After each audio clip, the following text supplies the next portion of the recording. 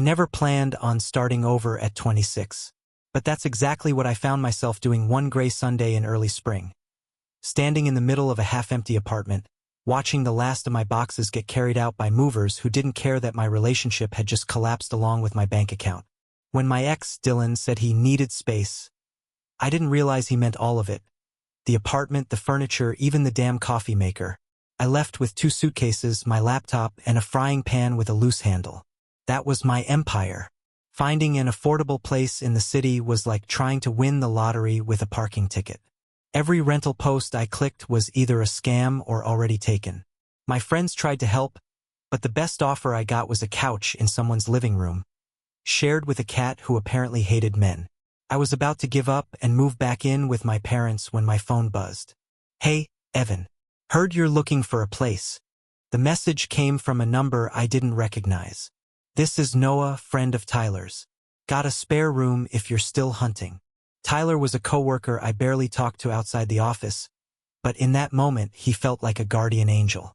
I called immediately. Noah's voice was calm, confident, with a kind of warmth that made you think he actually listened when people talked. "Rent's pretty cheap, good neighborhood. Place is older but solid," he said. "I'm a teacher, so I'm gone most days. It's quiet, mostly." "Quiet sounds like heaven," I told him. He chuckled softly. "Well, come by tonight if you want to see it. I can show you around after dinner." The drive to his place felt longer than it should have. My car smelled faintly of stale fries and failed adulthood. By the time I reached the street, the sun had dipped behind the skyline, painting the windows gold. His building stood at the corner, an old brick structure with ivy creeping up the walls. Homey. The kind of place that seemed to hold secrets but not in a bad way. Noah opened the door wearing a gray t-shirt and jeans, barefoot, holding a mug of tea like he'd been expecting me all day. "You must be Evan," he said with a smile that was easy. Not practiced, not too polite, just real. "Yeah. Sorry if I'm late," I replied. "You're right on time. Come in, don't mind the boxes. I'm still fixing a few things up." The apartment was warm, lived in, with soft light and shelves full of books. A guitar leaned against the couch. The smell of coffee and pine lingered in the air. He gave me a quick tour: kitchen, tiny balcony, shared bathroom, and finally the spare room. "It's not much," he said, rubbing the back of his neck. "Needs a bit of decorating." The room was simple. Bare walls, sunlight filtering through half-open blinds, and a window overlooking the street. It wasn't fancy, but after weeks of uncertainty, it felt like paradise. "I'll take it," I said before I even asked the price. He laughed. "You sure? Don't you want to think about it?" "Nope. If I think about it, I'll lose it. And I'm tired of losing things." That made him pause. Just a flicker of something soft in his eyes before he nodded. "All right then, welcome home." Moving day came fast. I hauled my boxes up the narrow staircase, trying to act casual while Noah lifted things like they weighed nothing. He was one of those quietly strong types, not the gym-obsessed kind, but the kind who made you feel safe just by standing near him. He worked in a middle school teaching history. His mornings started at sunrise. Mine began around the third snooze alarm. He drank black coffee. I liked mine with enough sugar to qualify as dessert. By evening, our differences had already turned into jokes. "You alphabetized your spices?" I asked, staring at his perfectly arranged kitchen shelf. He grinned. "And you labeled your cereal boxes with dates. Don't think you can call me weird. That's for freshness, not obsession." "Aha, sure." Our laughter echoed in the small space, easy and unforced, the kind of sound you make when the world starts to feel a little less heavy. Later that night, we sat on the floor surrounded by takeout containers, watching a sitcom rerun on his laptop. I was exhausted but content. He leaned back against the wall, legs stretched out, eyes half closed. "So," I said, between bites, "how many roommates have you had?" "Just one," he replied. "My best friend from college. He moved out when he got married last year. Guess I've got big shoes to fill." He smirked. "Just don't burn the place down and we'll be good." It was a small comment, but it made me smile longer than it should have. When I finally finished unpacking, It was past midnight. The apartment was quiet, city noise fading into the hum of the fridge and the soft patter of rain against the window. I stood in my new room, surrounded by cardboard and the faint smell of detergent. There was one thing missing, though: the bed. "Noah," I called out. His door opened, and he peeked out, hair messy from running his hand through it. "Hey, everything okay?" "Yeah. Just, I thought there was supposed to be a bed in here?" He winced a little. "Ah, yeah. About that." He stepped into the hallway, scratching the back of his neck. "So, the frame I ordered got delayed, and the old mattress didn't survive the move. I've only got my bed for now." I blinked. "Okay. I mean, you can crash here tonight if you don't mind. It's a queen, so there's plenty of space. I swear I don't snore much." He tried to make it sound like a joke, but there was a nervous edge to it. I laughed, more from exhaustion than anything. "You're serious?" "Only until yours arrives," he said quickly. "I'd feel awful if you slept on the floor, right?" I hesitated, half embarrassed, half amused. "Guess that's what you call modern roommate bonding." He chuckled, rubbing his jaw. "Yeah, something like that." I followed him into his room. It was tidy, almost too tidy. Neatly folded blankets, a stack of papers on the desk, faint smell of laundry soap. The bed took up most of the space, one side already turned down. He handed me an extra pillow and blanket. "You take the left side, closer to the wall." "Got it," I said, pretending this was the most normal arrangement in the world. The lights dimmed. The sound of rain grew louder. I lay there staring at the ceiling, trying not to overthink the distance between us. Noah shifted once, the mattress dipping slightly. "Thanks for not freaking out," he murmured. "After the month I've had, this is the least weird thing that's happened." He laughed softly, then silence, and somewhere between exhaustion and the rhythm of rain, I felt the faint warmth of another person beside me.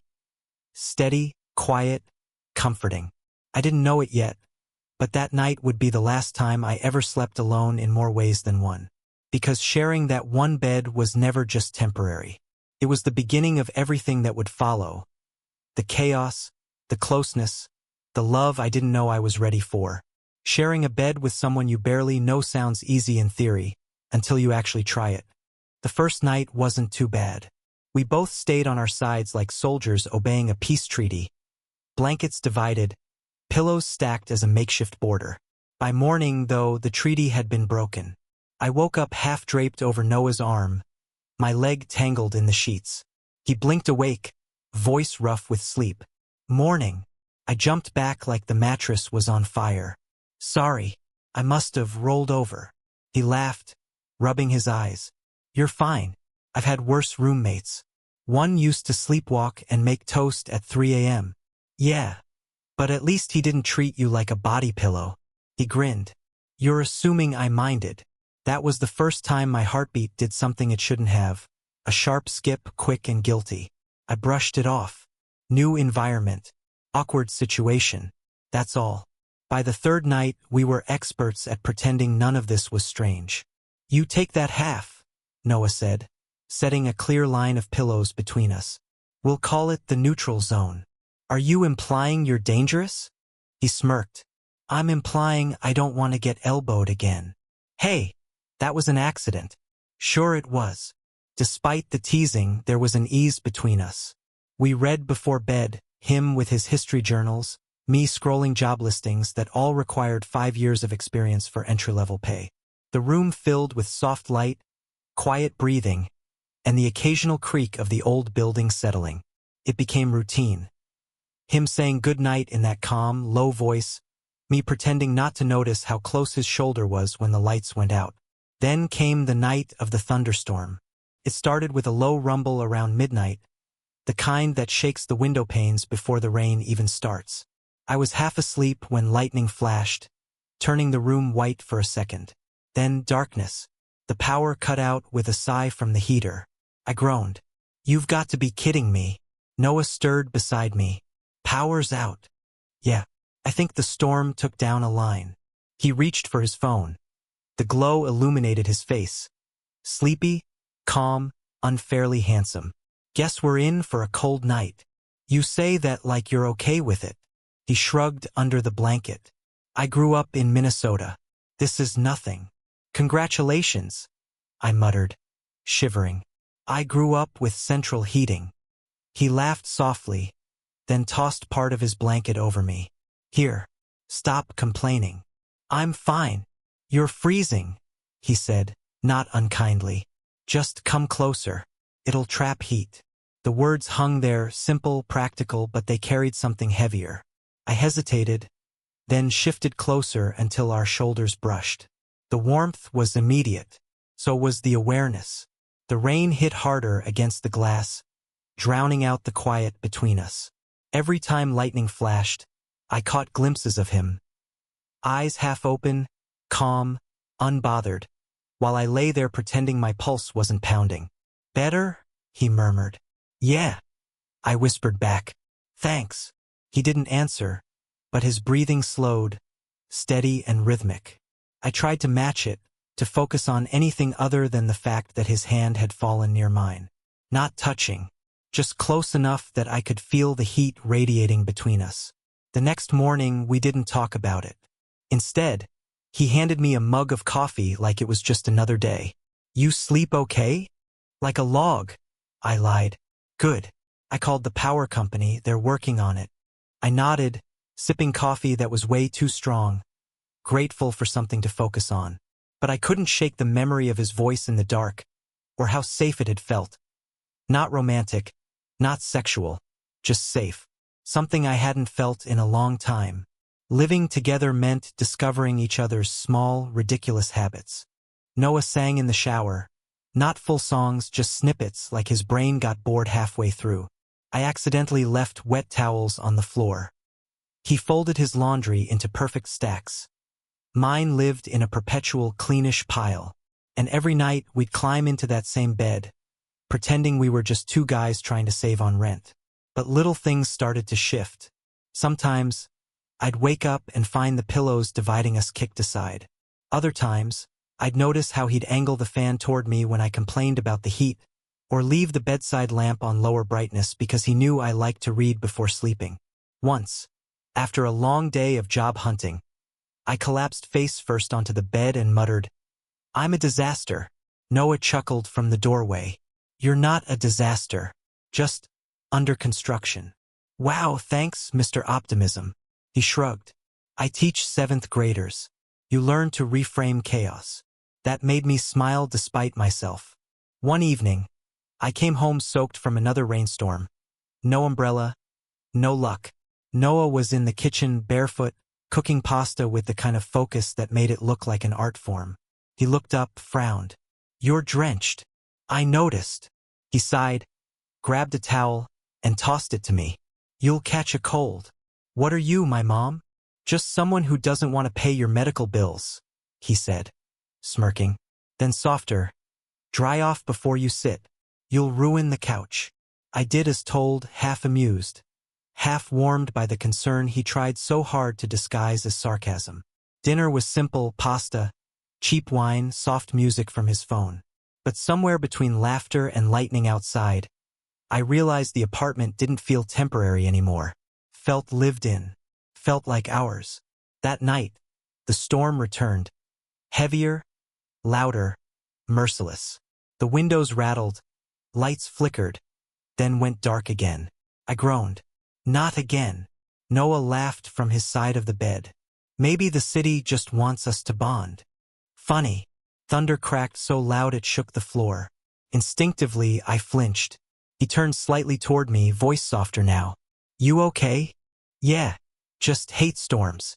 Here, he said quietly, lifting the blanket again. Come closer. This time, I didn't hesitate. The room was pitch black, except for the occasional flash that carved out his features.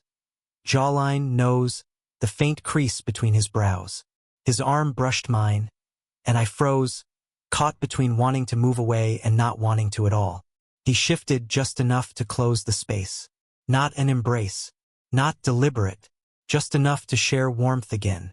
I focused on the rhythm of his breathing, the sound of rain, the weight of the blanket. But my thoughts wouldn't stop. It wasn't attraction, I told myself. It was comfort, gratitude, proximity. 100 rational explanations that all dissolved the moment he exhaled and his breath brushed my neck. A slow realization crept in, quiet but certain. It wasn't just the heat of the blanket that made my heart steady again. It was him. By morning, the storm had passed. Sunlight poured through the window like nothing had happened. Noah was still asleep, one arm over his eyes, mouth slightly open, peaceful. I watched him for a second longer than I should have. Then I rolled out of bed, careful not to wake him, and stood by the window. Outside, the city glistened, clean, bright, reborn after the rain. I took a deep breath and tried to tell myself it was still just temporary, that the bed sharing, the warmth, the comfort were all just coincidences of circumstance. But when I turned back and saw him stir, his hand reaching unconsciously toward the space I'd left empty, I knew better. Something had shifted between us, quietly, inevitably, and though neither of us said it aloud, we both felt it.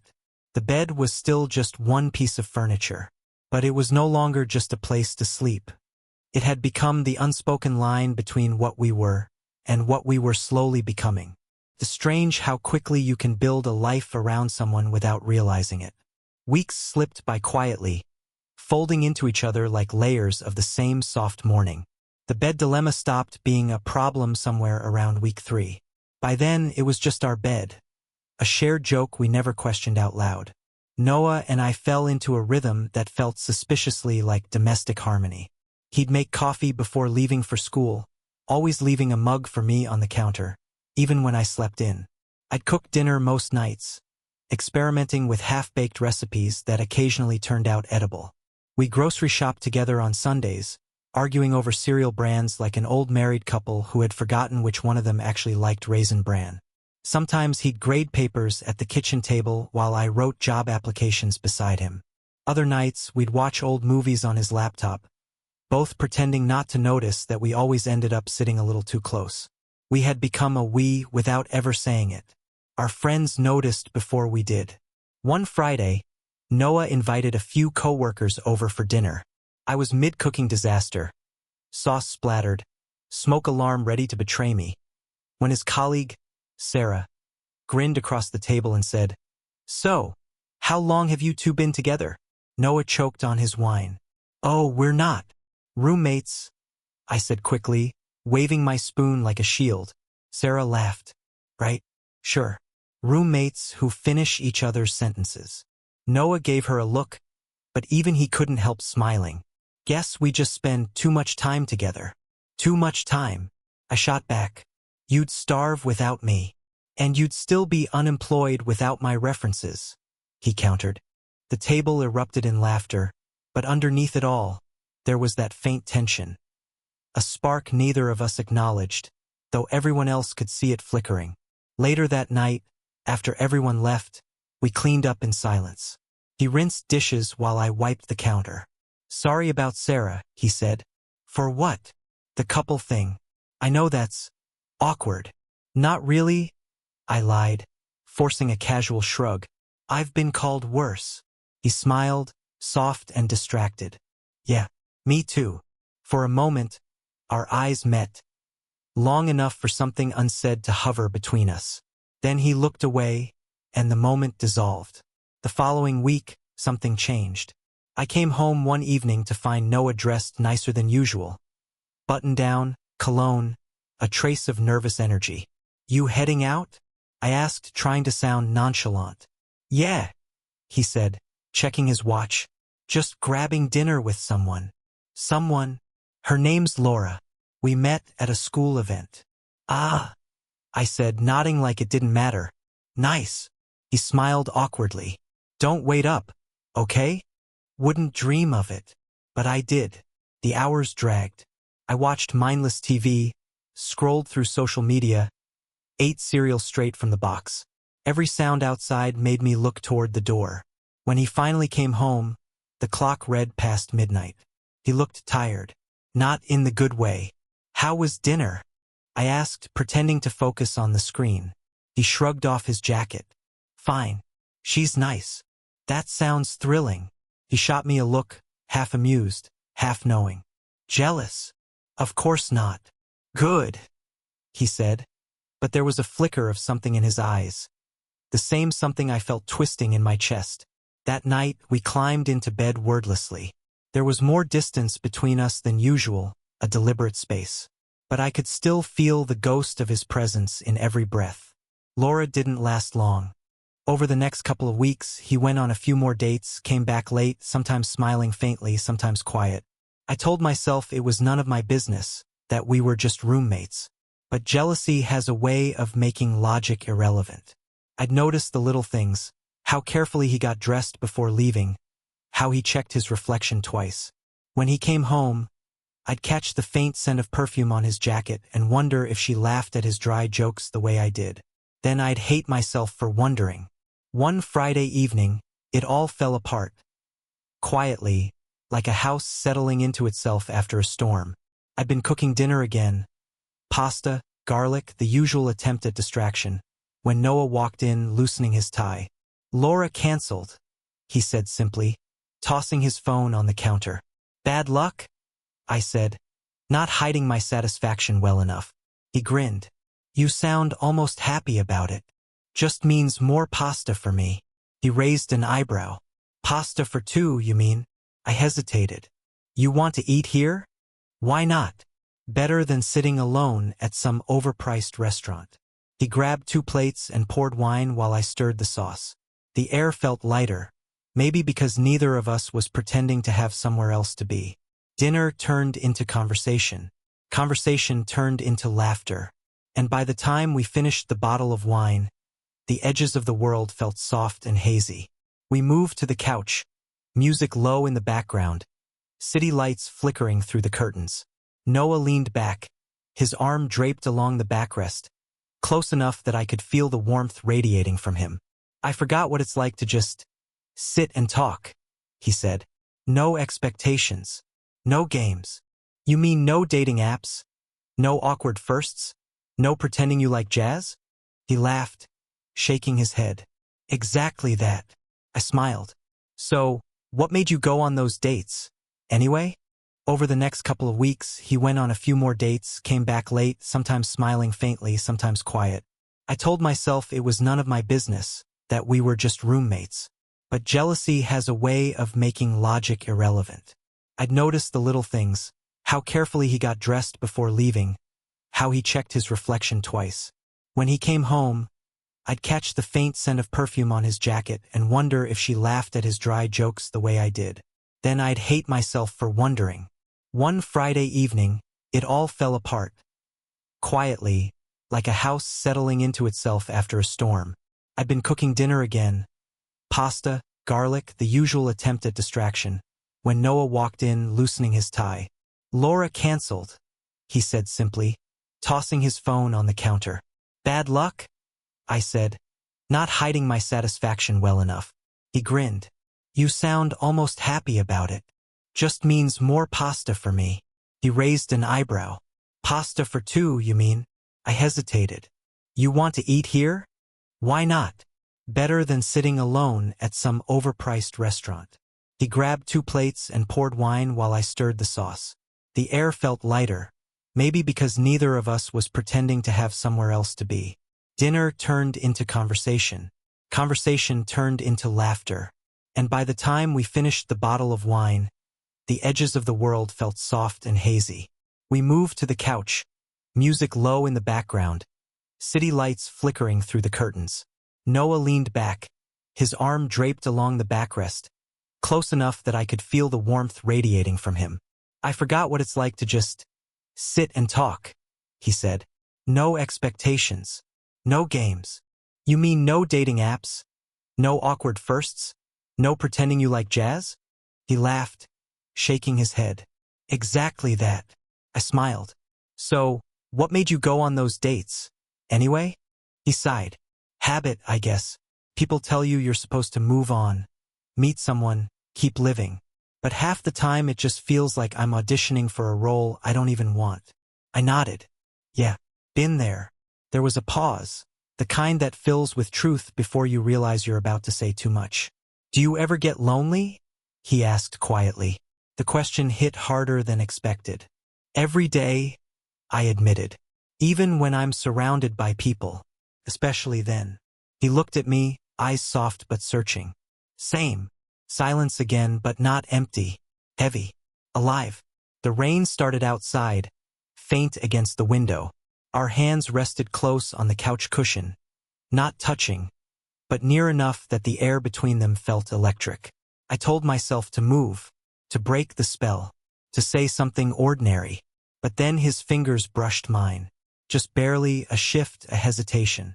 A question without words. And I didn't pull away. We stayed like that. Still, quiet, both pretending not to notice the gravity drawing us closer. The clock ticked softly. My pulse felt louder. Finally, I turned my hand palm up, letting my fingertips graze his. He didn't flinch. The simplest touch, skin to skin, and suddenly everything changed. We weren't roommates anymore, or friends, or two people sharing rent. We were something else entirely. Something fragile, terrifying, and impossibly right. He exhaled slowly. Evan. The sound of my name in his voice, low, hesitant, was enough to break me. But before I could say anything, he pulled his hand back, just slightly, like he'd touched fire. He didn't finish. Just stood, grabbed the empty glasses, and disappeared into the kitchen. I sat there, staring at the space where his hand had been, the warmth still lingering like a ghost. Later that night, I lay awake listening to the rain. Noah came in quietly, changed into a t-shirt, climbed into bed without turning on the light. The air between us was thick with everything unspoken. He turned onto his side, facing away from me. I did the same, but I could feel it, that invisible pull, that shared awareness. Sleep wouldn't come. I kept thinking about the way his hand had felt against mine. Steady, unsure, real. My heart ached with both wanting and guilt. I knew we were crossing lines, soft, invisible ones that had kept us safe until now. Lines drawn by logic, by fear, by the idea of what this wasn't supposed to be. But the truth was simple and undeniable. Neither of us wanted to stop. It's strange how a single sentence can burn down everything you thought you'd built. It happened on a Thursday, ordinary, unremarkable. I came home early from a miserable job interview, drenched from the rain, clutching a folder full of polite rejections. The apartment was filled with voices and laughter. Noah was in the living room with two of his coworkers, Matt and Sarah, both teachers from his school. Empty beer bottles on the table, music low, easy conversation floating through the air.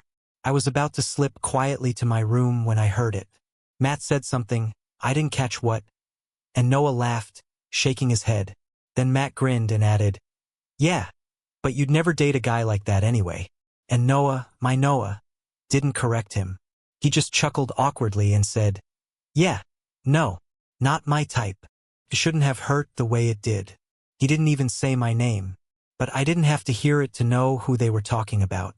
The words hit like a punch, not my type. Every quiet night, every soft look, every almost touch, I'd built meaning out of shadows. And just like that, he'd switched on the light and revealed it for what it really was. Nothing. I closed my bedroom door before anyone noticed me. My heart hammered, half from humiliation, half from rage at myself for being so naive. How could I have thought there was something real there? How could I have read into every laugh, every lingering glance, every brush of his hand? I paced for a long time before finally grabbing a suitcase. Clothes, laptop, charger. I didn't bother folding anything. I just needed out. I couldn't stay in that apartment another night. Not after realizing that the warmth I'd been clinging to was never really mine. I was halfway down the hall when I heard the living room door open. Evan, Noah's voice, surprised, slightly slurred from the drinks. "Where are you going?" I didn't turn around. "Out." "Out? It's pouring." "I'll manage." He stepped closer, confusion in his tone. "What happened?" "Nothing. Don't worry about it." "Evan." His voice sharpened, firm but still gentle. The same tone he used when he wanted me to tell the truth. "Talk to me." I spun around, the words spilling before I could stop them. "Why?" So you can tell me again that I'm not your type. His face went blank. What? I heard you. You and Matt. My throat tightened. Guess that explains everything. He stared at me, stunned. You were home. Long enough, I said. Long enough to realize I've been an idiot. Evan. No, it's fine, I said, laughing bitterly. Really, I get it. Whatever was happening, if it was happening, was all in my head. He stepped forward, but I backed away, suitcase handle trembling in my grip. You don't understand, he said quietly. Then explain it, I snapped.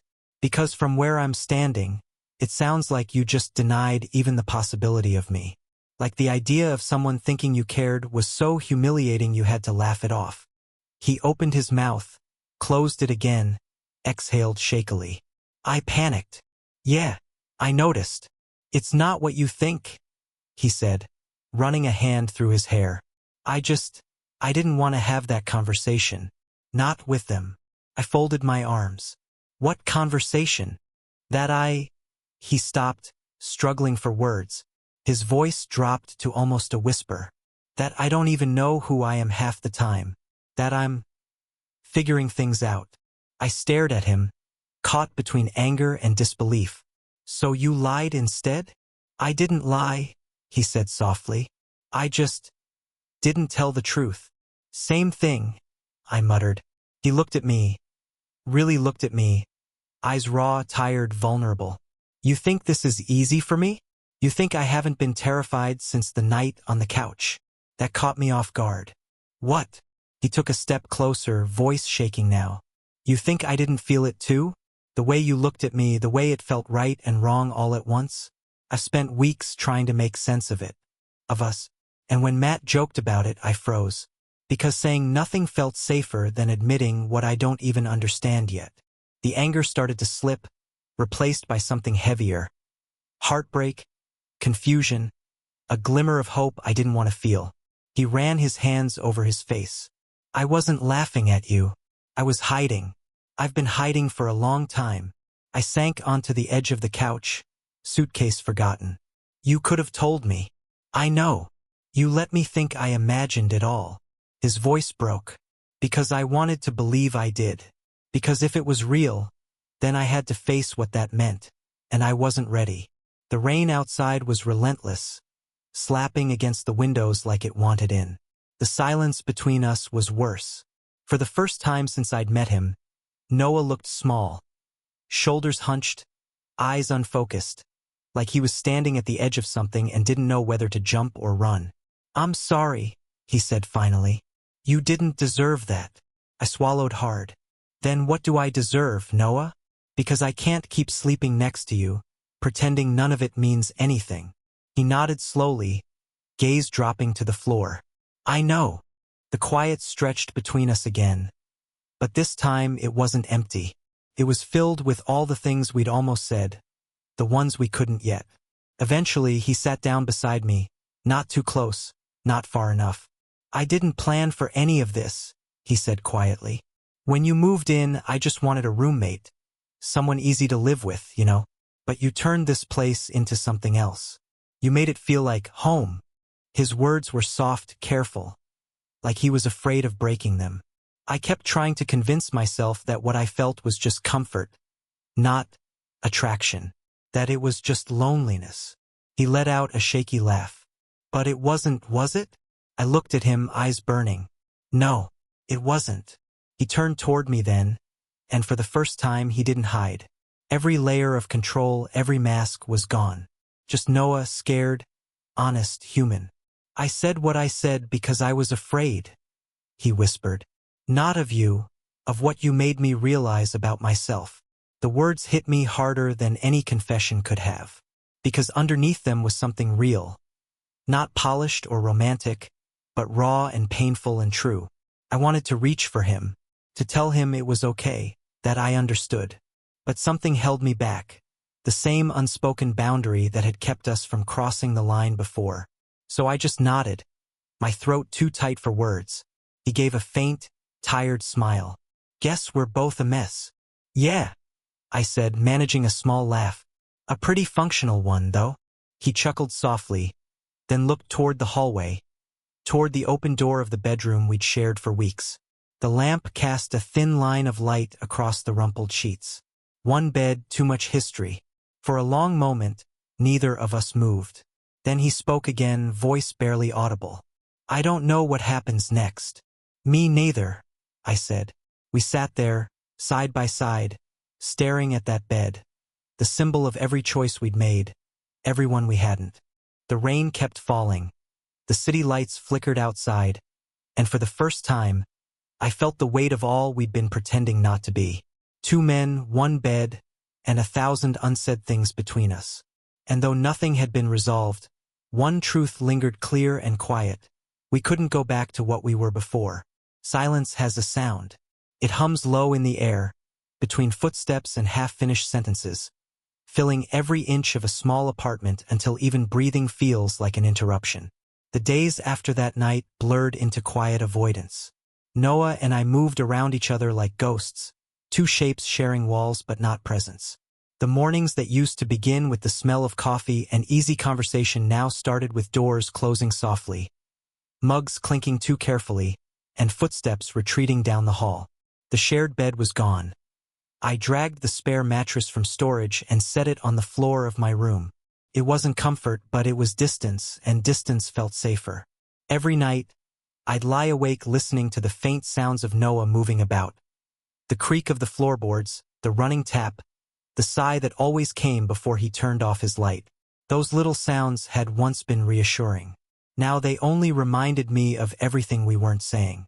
I told myself it was better this way, that maybe we'd gone too far, too fast. But the truth is, I missed him. I missed the way he hummed under his breath while making breakfast, the way his hair stuck up in the mornings, the warmth of him beside me when the world felt too sharp. And under all that missing was something else. A slow realization I'd been avoiding for years. I had always run from closeness, from the mess of it, the vulnerability it demanded. Every relationship I'd ever had fell apart the same way. I'd leave before they could see the parts of me I didn't like. I told myself it was self-preservation, but maybe it was just fear. With Noah, I hadn't run. I'd stayed. Even when it scared me, that had to mean something. By the 3rd day, the silence was unbearable. I came home late from work, pretending exhaustion was the reason I didn't want to talk. The apartment smelled like laundry soap and rain. He was sitting at the kitchen table grading papers, his expression calm but tired. "Hey," I said softly. He looked up, startled, as if he hadn't expected me to speak first. "Hey." I lingered by the counter. "Long day." He nodded. 7th graders. Enough said. A small, awkward laugh slipped out of me. For a second, things almost felt normal. Then the quiet rushed back in. I wanted to say something more, something that mattered, but all I managed was, "I'll be in my room." He nodded again. "Okay." I turned, heart heavy, and caught his reflection in the window. He looked down at the papers but wasn't reading a word. We were both stuck, each waiting for the other to make the first move. That night I couldn't sleep. The rain had returned, steady against the glass, and my mind replayed that moment over and over. The way he'd said, "I panicked." The way his voice broke when he admitted he was afraid. Maybe I'd been too harsh. Maybe I hadn't seen that his silence wasn't rejection, but confusion. We were both learning how to be honest. Maybe we'd both failed in different ways. I turned on my side, staring at the empty half of the mattress, and whispered to no one, "I miss you." The next morning, there was a soft knock at my door. I froze. Another knock. Then his voice, quiet, uncertain. "Evan." My heart jumped. "Yeah." A pause. Then, "Can I come in?" I hesitated, then stood, brushing a hand through my hair. "Yeah." The door opened slowly. He stepped inside, holding something folded in his hands. Sheets. Fresh, clean, smelling faintly of detergent in him. "I changed them," he said. His voice was so gentle it almost cracked. "But it's still your side." The words landed heavier than they should have. I stared at him, not sure what to say. He took a step closer. "I didn't know how to fix it. I still don't." But I hate this. He gestured between us. Helpless. Whatever this silence is. I swallowed hard. I thought you wanted space. I wanted clarity, he said.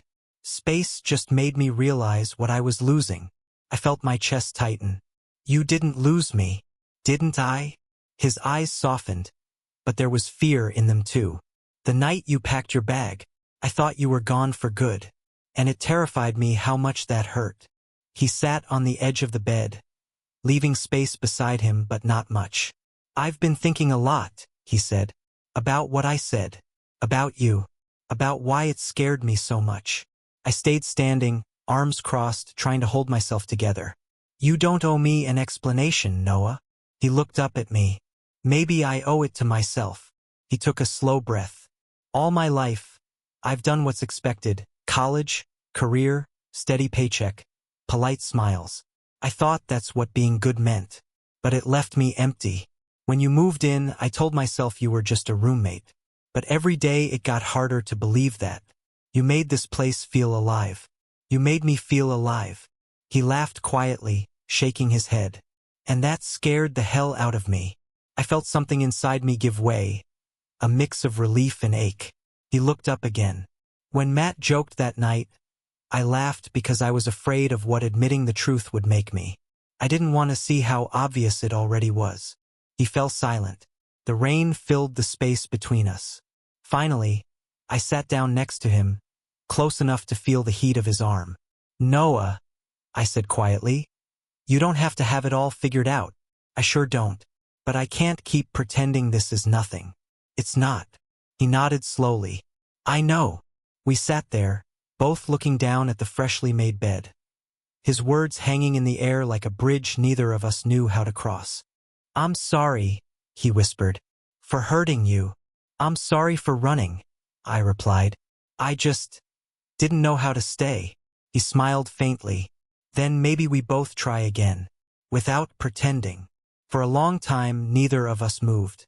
The room was quiet except for the rain and the sound of our breathing sinking in some forgotten rhythm. Then, almost without thinking, I reached for his hand. He met me halfway. The touch was small, steady, no hesitation this time. His fingers threaded through mine, tentative at first, then sure. No words followed. They weren't needed. We sat like that for what felt like hours. Two people who'd finally stopped running, finally willing to be seen.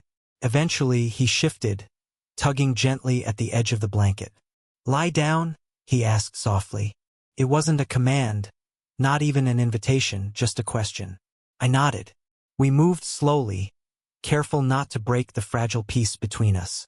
The mattress dipped as he lay beside me, both of us facing the ceiling, hands still joined between us.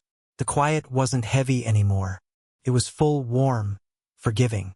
He exhaled, voice barely audible. Feels strange, doesn't it? What does? Not pretending. I smiled into the dark. Yeah, it does. We didn't kiss. We didn't need to. The closeness was enough. The steady rhythm of his breathing, the soft brush of his shoulder against mine, the knowledge that this time, neither of us was retreating. For the first time in weeks, I felt at peace. I must have drifted off, because the next thing I knew, dawn was leaking through the window, pale and soft. Noah was still there, asleep beside me, his hand resting loosely in mine. For once, I didn't pull away. I just watched him, peaceful, unguarded, and thought about how love doesn't always announce itself with fireworks. Sometimes it arrives quietly, in the spaces we try to fill with fear. It grows between silence and forgiveness, between two people learning how to stay. And that morning, as the light touched our faces and the rain faded to nothing, I realized the truth I'd been running from. It wasn't about the bed, or the storm, or the accident of two lives crossing. It was about finding someone who saw every version of me and stayed anyway. Noah shifted slightly, his fingers brushing mine again, still half asleep. Morning, he murmured. Morning, I whispered back. No labels, no promises, just peace. For now, that was enough. It's funny how easily a life reshapes itself when you stop fighting it. Months passed, quietly at first. The tension that once haunted every step between us dissolved into something softer, an understanding. We never labeled what we were, but we didn't need to. The world outside could keep its definitions. In here, between these four walls, we were simply us. The apartment changed too. It felt less like a place and more like a living thing, warm, steady, always smelling faintly of coffee and laundry detergent. The spare mattress in my room was long gone, folded up and forgotten. The bed, the one that started everything, stayed where it was. Ours now.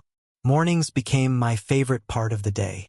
Noah was an early riser, always moving quietly so he wouldn't wake me. He claimed he needed silence before his first cup of coffee, but I always caught him humming under his breath. It was never a real tune, just half-thought melodies that drifted into the sound of the kettle and the scrape of a chair. Sometimes I'd wake before he noticed, watching him move through the kitchen like he belonged to that light. Barefoot, hair still messy from sleep, his t-shirt hanging loosely over one shoulder. He'd glance over his mug, catch me staring, and smirk. Morning, spy. Morning, noise machine. Coffee. Always. It became a ritual. The day didn't start until we shared that first quiet sip together, leaning against the counter, half asleep but content. Evenings were slower, heavier with the comfort of routine. I found a job at a small design firm across town. The pay wasn't amazing, but the work was steady. Every night, I'd come home to the smell of something cooking. Sometimes pasta, sometimes burnt toast, depending on how Noah's day went. He'd greet me with, "You look alive." Barely. And I'd answer with, "You look like you yelled at children for 8 hours." Then we'd collapse on the couch and share leftovers straight from the pan, talking about nothing and everything. Some nights, we'd end up in deep conversations about old regrets or future plans. Other nights, we'd sit in easy silence, the kind that didn't need filling. He made playlists for cooking. I made playlists for doing laundry. Eventually, we made one together, songs that marked the strange, beautiful rhythm we'd fallen into. It wasn't grand. It wasn't cinematic. It was life, ordinary and real. And for the first time, I didn't want anything else. Our friends started noticing the difference, though none of them said it outright. When Sarah came by for dinner one weekend, she took one look at us sharing a plate of fries and said, "You two really are domestic now, huh?" Noah smiled. "Guess so." She grinned. "Good for you. I haven't seen you this happy in years." He shot me a small look, half grateful, half bashful, and I felt something warm settle in my chest. After she left, I teased, "You didn't deny it this time." He shrugged, leaning against the counter. Didn't feel like pretending. It was such a simple sentence, but it hit me like sunlight after a long winter.